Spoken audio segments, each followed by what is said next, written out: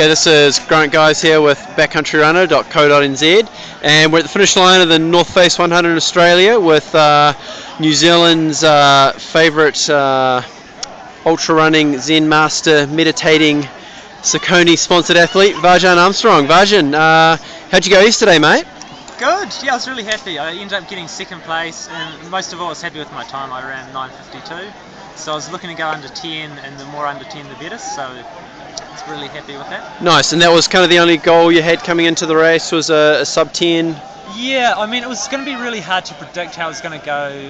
With the depth of the field, there's a lot of good guys running, and it's I mean, I always like to go into a race and have my own goals, so for me 10 hours was a nice round number, and I knew only a few guys had gone under 10 hours before, so I thought if I ran that should put me close to the top 3, and in the end I got second, so I was super happy with that. Nice, so you just got up here to the Blue Mountains on the Friday beforehand, so you didn't really get a good look at the course at all. What'd you think of it? Oh. How'd it go for you? Like, was it what you expected, or? I mean, it was definitely a challenging course. It had a bit of everything. It had some technical descending, it had some technical single track, it had a lot of good fire trail running, had some big climbs, had some big descents. So it really had a little bit of everything. So it's a very fair race, I thought.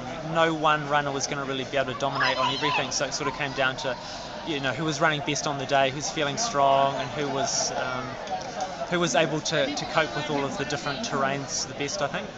Nice, and there's, you know, like you said before, a lot of top guys out there. What did you think of Ryan Sand's performance out there yesterday?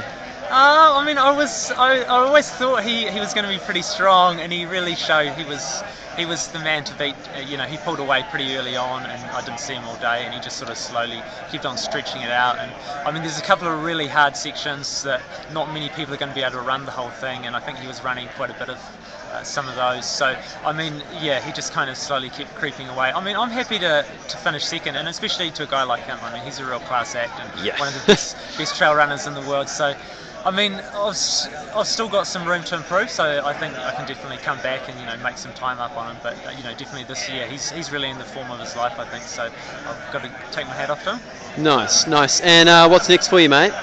That's a little bit unknown. I've got a few races sort of penciled in at the moment for the second half of the year. I mean, the main one for me is Kepler Challenge. I'll be going for 3 in a row up there, and I really want to get a good time under my belt. Nice. I mean, there's possibilities for some races in America in sort of July, August, so we'll see how that plays out. I think just keep your eye on Backcountry Runner. They're always up to date with what's going on in the trail running world. Nice, good to hear, mate. Good to hear. And hey, congratulations, very solid time, solid result, and we'll see you again soon, no doubt. Cool, thanks a lot, Grant. Cheers.